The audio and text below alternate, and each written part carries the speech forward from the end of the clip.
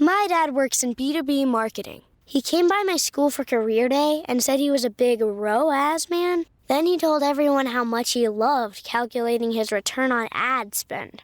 My friends still laugh at me to this day. Not everyone gets B2B, but with LinkedIn, you'll be able to reach people who do. Get a $100 credit on your next ad campaign. Go to linkedin.com/results to claim your credit. That's linkedin.com/results. Terms and conditions apply. LinkedIn, the place to be, to be.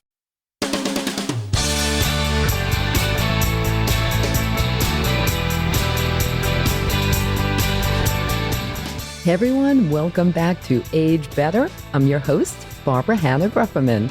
You know what? We are kicking off this new year with a powerful new theme that's going to run through every single episode in 2025. Here it is. Put yourself first. And I mean really first. Not after the kids, not after your partner, not after your job, not after everything else you've got going on in your life. But first, truly first, top of the list, ahead of the line, number one. Really and truly first, because here's the truth. When you take care of yourself, everything else in your life gets better. And that's exactly why I've invited Dr. Margaret Nachtigall, an incredible reproductive endocrinologist at NYU Langone Health and a frequent guest on Age Better, to be my first guest of the year.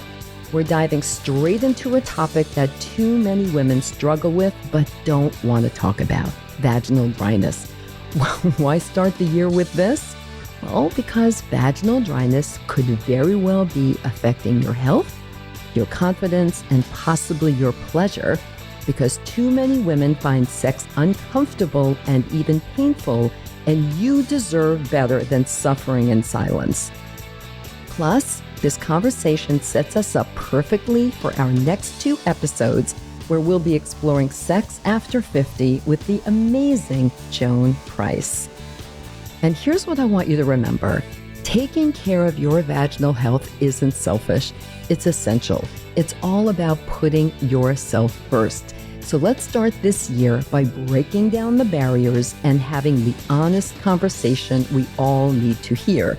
Dr. Margaret will share everything you need to know about why this happens, what you can do about it, and how you can start putting yourself first. So let's dive in. But before we do, just one little request. Please help Age Better reach more people by leaving a review on Apple Podcasts. And if you have any ideas or requests for future episodes, topics, or people you want me to have on the show, just email me at agebetterpodcast@gmail.com. All right? Are you ready to age better? Let's go. Hello, Dr. Margaret, and welcome back to Age Better. Hi, Barbara. Thank you. Always great to be here. What a great way to start the new year. Terrific. Having a conversation with you. Absolutely. One of Always. my favorite people in the whole world. How are your holidays? Good? Very good. How about you? Oh, good. And I'm just really excited that's a new year. I have a lot of things planned and I'm looking forward to it. Great.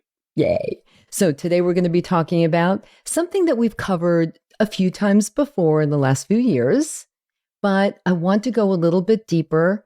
And I really want people who are listening to kind of think about this in terms of what the theme is for my new year, which is putting yourself first, meaning taking better care of yourself. So let's get started. Okay. Vaginal dryness. That is the topic for today. Let's Great start topic. with the basics. Yeah, because it happens to so many women. Let's start with the basics. Why is it happening just because we've gone through menopause? What's happening? So when you know how important estrogen is for every part of our body, well, it happens to be particularly important for the vagina. And estrogen plays a huge role in keeping the moisture in the vagina, keeping the pH balance of the vagina, and it is responsible for allowing for the elasticity, meaning how stretchable the vagina is, and giving it some substance, some thickness to the walls. So when estrogen levels fall after menopause, over time, the longer and longer that you are without estrogen, the worse all of these symptoms become. The vagina becomes less moist or dry. It becomes less able to stretch, and thinner. The walls are actually thinner. And so this is vaginal dryness. And we can talk about the symptoms and the sequelae of what happens. But without estrogen, the vagina definitely has problems. It happens. And, without treatment, it really will happen to everyone eventually. Now, some people develop vaginal dryness very quickly. And as soon as estrogen is depleted, or even before it completely is depleted, they'll begin to have symptoms. However, other people, it takes a lot longer. It could take 4 years, 10 years, sometimes even 20 years before people start to notice a difference. So it's very variable. And this is something, though, that I think happens to the majority of women as they get older, for sure, right? I think we can say that. Well, absolutely. I mean, if untreated, eventually it will happen to everyone. It's just that it's when.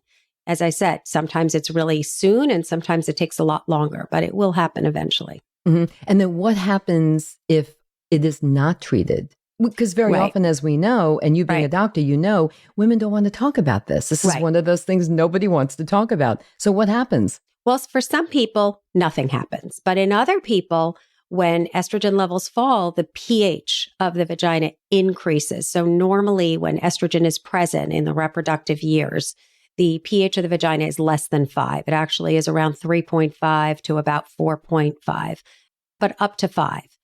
After menopause, when estrogen is no longer present, if we don't do something to change the pH can go up to as high as 7 or 8, which is very high.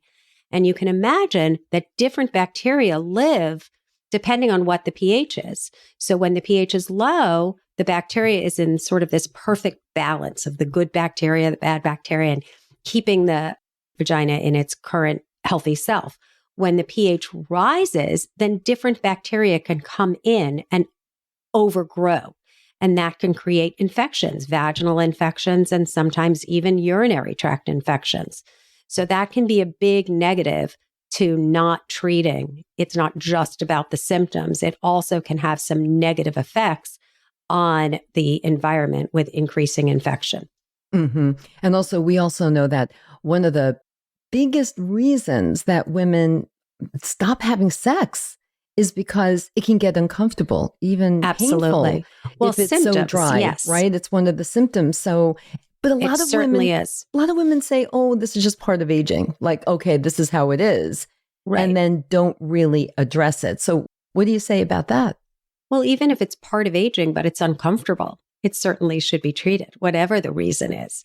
There are a lot of things that happen as we get older, but that doesn't mean that we shouldn't be treating them or preventing them from occurring. So the lack of estrogen and that feeling, the symptoms that can be created include a feeling of dryness. People say, I feel like it's the Sahara Desert. A feeling of burning and itching, that also is a sign. Some people describe to me a feeling of sandpaper, just this always uncomfortable feeling. One of the tricky things about vaginal dryness is that it has all of these symptoms, but those are often similar symptoms to having an infection or a vaginal infection. So it's important, if you do have these symptoms, one, don't hesitate to reach out to medical providers so that you can get some treatment. And I'll talk about some over-the-counter options for you before you even have to see a doctor. But it is a good idea to make sure that you don't have a vaginal infection, because that should certainly be treated. Right. I have a theme for this year, and all of my episodes are going to be kind of reflective of this theme. And the theme is put yourself first, even if it's for an hour or 2 hours, or a few minutes, just put yourself first, everyone. And so in the spirit of that new theme for this year, let's talk about solutions so that my listeners, if they are experiencing this, they can feel better and take more control. Absolutely. So let's go over some of the over-the-counter solutions as well as the prescription solutions that you would recommend. Yes. So as I mentioned, the reason that people get dryness is because that there's actually less lubrication or less secretions being made because there's lack of estrogen. So before we talk about estrogen as a supplement, let's talk about ways that we can sort of go around the symptoms. Sometimes we want to bring in more moisture since that's one of the effects. So moisturizers, vaginal moisturizers, and there are different types of moisturizers. one that contain hyaluronic acid and ones that don't contain hyaluronic acid. Hyaluronic acid happens to be a fantastic supplement. It's over the counter and there are different brands, but really work well to be able to restore some moisture to the vagina. So that's one option. Another thing is to try to increase the elasticity or movement of the walls of the vagina. And so people use different types of oil, such as coconut oil, also over the counter. And then you mentioned for sexual activity. So to be able to be a little more comfortable during intercourse, if that is the activity that you're choosing, a lubricant. So different from a moisturizer, moisturizers bringing moisturizer into the environment that you can use all the time. And then a lubricant would be used during sexual activity. And those can be different types over the counter as well. You can have water-based lubricants, you can have oil-based lubricants, and you can actually have silicone-based lubricants. And there are many of them available on the market that people can use. And different people have different preferences. Right. And also, if sex toys are involved in this sexual activity, then also it depends upon which kind of lubricant you use. At least that's my understanding, whether it's water-based or silicone-based and the like. So that's the difference between moisturizers and lubricants. Lubricants are when you're having sexual activity. Right. Moisturizers are really kind of something that you do on a regular basis. And moisturizers are just bringing the water or the liquid in. And it is good to do on a regular basis because the more that you're doing, the more helpful it's going to be. And do you have any recommendations? Because I know people are going to be asking for moisturizers, maybe not the lubricants, but for moisturizers. Do you recommend something? I do. I mean, I have my ones that I usually recommend. There's an over-the-counter hyaluronic acid suppository that I really like called Reverie. And that's sold, you can order it online. And that one is really nice. There are other hyaluronic acid products that are also available that people like, different creams. There are ones that have hyaluronic acid that are external as well as internal, something called Via. And then another moisturizer is Replens, which is nice, like you're replenishing the vagina. I think that's a catchy name. That's another one that I really like. Great. I'm going to have links to all of those, everyone, in the show notes. If you want to check those out, get more information about them, you can do that by just going after you listen to this conversation. But that was over the counter. So what about the prescription ones? Like I personally have been using something called Uvifem. That's just a brand name, but it is estrogen, but topical. And I've been using that since I turned 50 and went through menopause. So 18 years. Right. And it seems to be working for me. Well, the big thing about the prescription, so there are two types of prescriptions. There's estrogen and non-estrogen, but both prescriptions. So there's an oral prescription that's not estrogen that it actually works for vaginal dryness. So that's a systemic option. And of course, any of the kind of systemic estrogens are going to help the vagina. Meaning hormone therapy. Hormone therapy. And that will help vaginal dryness. But you don't have to go on hormone therapy because, as we know, that's not right for everyone. And we'll have plenty of other episodes where we'll be able to go over the advantages and the disadvantages and who it's right for and who it's not right for. And the fact that when you use estrogen systemically, you always have to have something to balance if you have a uterus so that you don't get uterine hyperplasia. However, today we're going to talk about just the local treatments. So there is many prescription medications for estrogens that are just local. In other words, only used in the vagina. Right. And these work really, really well. And there are many different options. There are vaginal inserts like you're talking, which is a tablet.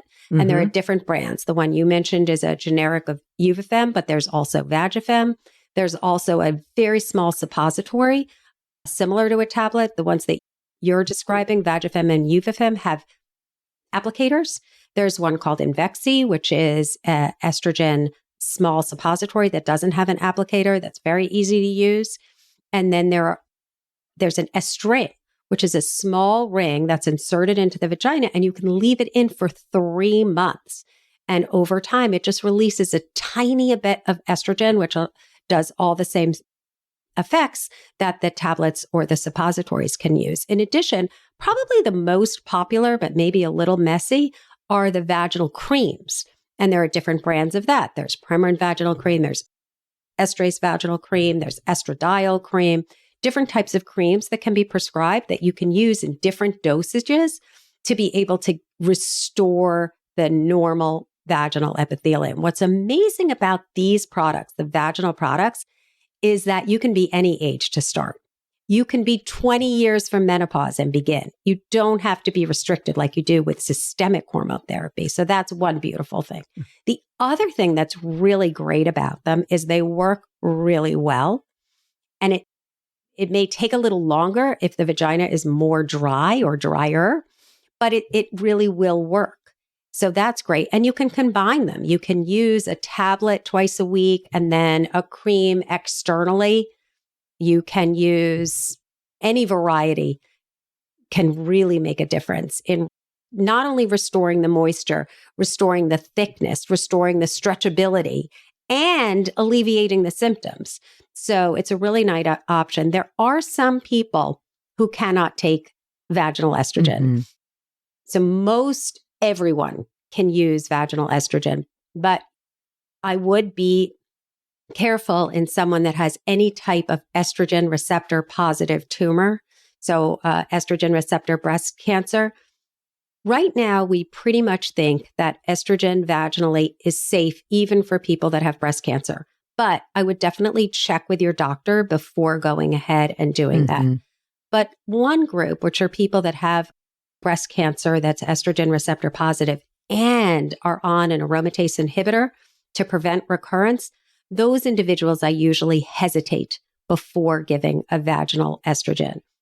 Yeah. So I think, but most people, except if you have breast cancer and are on an aromatase inhibitor, most people can take it. You know what's so wonderful about everything you just said is that, and it just makes me smile because people are hearing now that there were so many options available. They really are. Yes. Either over the counter, online, yes. When you're having sex, when you're not having sex, just regularly, right. as well as prescription through your healthcare provider.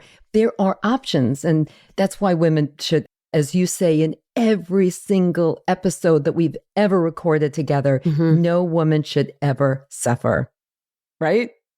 Well, I do feel that way. And I think fortunately, people are in general much more comfortable bringing up the idea of vaginal dryness and talking about vaginal dryness and really seeking out help.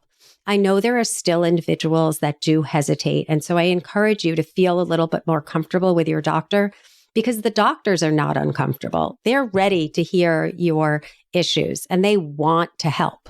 So I would say go ahead and give it a try and bring it up. Many doctors will ask, especially on a first visit, do you have any vaginal dryness? Are you having any burning, any itching, any difficulty with intercourse? Many people will ask, but some don't. And if they don't take that as a sign that they don't want to talk about it. Go ahead and give them a chance to be able to help. And also now you know about it. So now you know there are options for you. So go ahead and reach them. Go ahead and find out more. Yeah. And just in case you're someone that does have a vaginal infection, if you bring it up, then you can get tested and make sure that you don't have an infection. And the vaginal estrogens, one thing that's so interesting is that by treating with vaginal estrogen, you actually reduce the chance of developing urinary tract infections. There was one study that showed that the average urinary tract infection in a patient, woman who was more than 10 years postmenopausal, could be up to 5 UTIs a year. Wow. But with the use of estrogen, it went down to less than 1. Right. So that's a huge improvement. So when someone that's having recurrent urinary tract infections and you can't figure out why, the reason might be vaginal dryness, and the answer might be some very low dose vaginal estrogen. Mm-hmm. Mm-hmm. But as I said, it's not right for everybody. And maybe you want to try the over-the-counter versions first, or you could use the over-the-counter with the estrogen. Right. I have a question. I mean, it's possible that some women might not even realize that they have an issue because maybe they're having just a little bit of a sensation, but maybe they're not having intercourse. Maybe they don't currently have a partner, so they're not having sex. And so shouldn't women of this age group, after menopause, consider like Reverie or something like that over the counter just prophylactically? I mean, I think it's a great idea because if you think about the pH without estrogen is going to be increasing. Mm-hmm. So if you do these moisturizers that we discussed, the hyaluronic acid and the non-hyaluronic acid, they often lower the pH. That's one of the ways that they really help. In addition to bringing in liquid and moisture, they're lowering the pH. So if you're lowering the pH, you're lowering the chance of an infection. So it does make sense that you may want to be on them. I'm not saying that everyone needs to be on it, but yeah. I'm not but saying something that. to think about. I really think, because if you just don't know, it's like one of those silent things. Like, do you know your bones are getting thinner and weaker? Sometimes you have to just assume that there's a little bit of that going on, but surprisingly, and then take action. Yeah, but not every single person does have that issue. I mean, some people maintain their pH normally for years before it becomes an issue. So that person might not need to be using hyaluronic acid. But someone that is having symptoms, go ahead, you can get it checked. I mean, I measure the vaginal pH on patients because I think that it's a great way to follow treatment. Yes. So if you start out and the pH is 8 and then you start treatment and it comes down to 5, wow, you're doing a fantastic job. Got it. Yeah. So I find it very helpful. Yeah. So let's get back to sex for a minute, because this does play into having a better sex life, possibly, if you're taking care of your vaginal health, if sex is uncomfortable or even painful. Dealing with this issue really could help them with your sex life and your intimacy. So in the next 2 episodes after this one, I'm doing a 2-part series with Joan Price. She is a sex expert who focuses on sex after 50.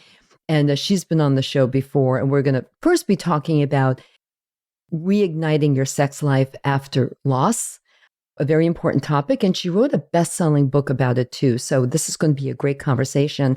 And then after that, we're going to be talking about kind of what were the best sex toys that she encountered in 2024, like a little review of the best sex toys that she really thinks that women over 50 should be looking at. So that's going to be a fun one too. Getting back to sex. So from your medical perspective, Dr. Margaret, what do you say to women who really are worried or nervous about rekindling their sex lives because it's been painful or uncomfortable? What advice can you give? I think the advice is to treat. Yeah. Try over-the-counter products first. Try hyaluronic acid. Try different moisturizers. Use lubrication, dilators. There are pelvic floor therapists who can be super helpful at being able to help the vagina get back to where it was before, or if it wasn't there to begin with, to get where it should be. So pelvic floor therapists can be so helpful. They can teach individuals how to use the dilator safely so that the vagina can stretch, or use combination of over-the-counter products and estrogen. And for those individuals where that doesn't work, or they can't take local vaginal estrogen treatment, there are laser treatments that can be effective to be able to help the tissue become stronger, bring more moisture, and become more elastic. So I think the answer is get help. Definitely get help. Get help. Stop for a minute about the laser. Let's go back to that. How do you feel that has done for patients who have come to see you, who have had that procedure? I think it works really well. I do. It works really well. You have to update it. So it's a series of 3 treatments, and then every year you do 1 treatment. So it's 3. But it is very effective. It's very expensive. So it might not be for everyone, but it does seem to work well. So, we were talking about talking to your doctors, and I think you've already covered that, but some women still are embarrassed or uncomfortable talking about it, certainly with their partners and with their doctors. But if you wanted to give them a couple of words that they could say to their doctors, if they're feeling like something is not right. They're having symptoms, maybe even during sex. What would you say? Well, I think I would be very forthright. I would just say, I am uncomfortable talking about this if you are uncomfortable, but I have been having pain in my vagina, or I'm having itching, or my vagina feels like sandpaper. These are things that I've heard over and over and over again. I mean, the vagina is just part of our body. Given that what I do in reproductive endocrine and, that's a very important organ in terms of all types of what your body needs and does. Certainly in my family, the vagina comes up in dinner conversations all the time. So you may as well, talk about your arm, you talk about your vagina, So I think just recognizing that it's just a part of our bodies. And if it's bothering you, then I can pretty much assure you that a doctor is going to want to help you make it not bother you. So please feel free to reach out. And if you don't feel comfortable with the doctor that you're seeing, you could reach out to a different doctor, or you could reach out to a different healthcare provider to get some assistance with this, and try something over the counter first. Maybe that will do the trick. And then you don't have to tell anybody. You can do it all by yourself. Yeah. I like that idea. Self-care. You can even do everyone. Right. Try it out. Okay. I was very lucky. And I know I've said this before in one of our episodes, Dr. Margaret, but I was very fortunate when I went through menopause. I was about 50. And then I went to see my beloved doctor who delivered both of my babies. And he's the one who said to me, "Oh, I am going to put you on a topical estrogen." And there you have it. And I've been on it ever since. And so there are obvious signs to a doctor who's doing an exam. You can often see evidence of vaginal dryness. The tissue becomes paler and the opening is narrower, and the tissue just doesn't stretch as well as it used to. So there really are obvious signs that lack of estrogen is present. And fingers crossed then, if your doctor does see signs, that he or she actually says something and has that conversation with you. That's always the hope. So we've talked about actual applications of lubricants and moisturizers and prescription medications too that do work. What about lifestyle things that we can do, things we can eat or not eat, or anything out there that we should be thinking about for better vaginal health? I think what keeps you healthy will also keep the vagina healthy. So hydrating well, not smoking, that is a big component, not drinking a lot, staying active and healthy. There is some evidence that increasing sexual activity helps, but do it safely. But all of the things that keep you healthy regularly, getting adequate sleep and exercise and not smoking, are also going to be helpful for the vagina. Yeah, absolutely. We always like to say that what's good for the brain, kind of going up and down. What's good for the brain is good for the heart, is good for your mood, is good for your sex drive, is on and on and on. So it all works together, and that's always good. Right. Dr. Margaret, as always, this was an incredibly informative, educational, and fun conversation with you, as always. I'm so glad. But before I let you go, what are your 3 biggest takeaways you want the audience to remember from today?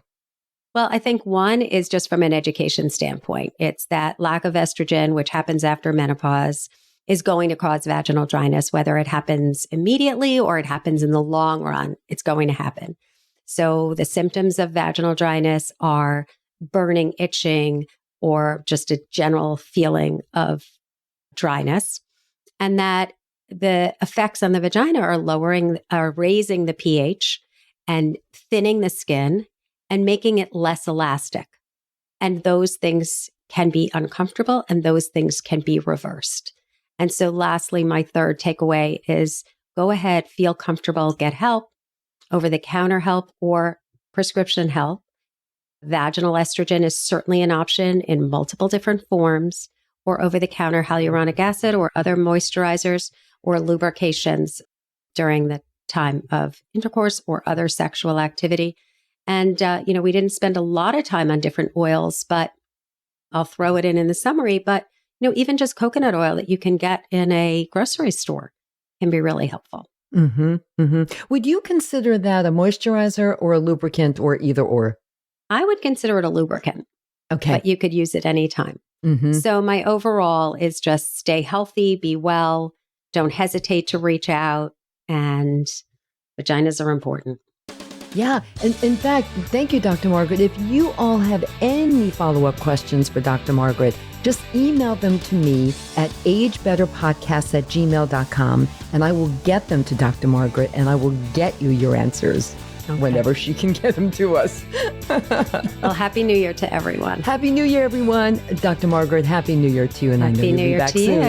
Okay, Absolutely. Thank you. Bye. Bye. Thanks for tuning in, everyone. If you enjoyed this episode of Age Better Podcast, please do a few things.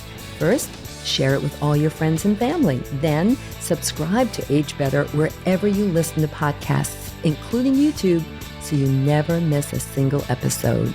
Finally, if you have ideas for topics you want me to cover in a future episode of Age Better, send an email to agebetterpodcast@gmail.com or reach out to me on social media. Until next time, remember this: we can't control getting older, but we can control how we do it. Talk to you soon.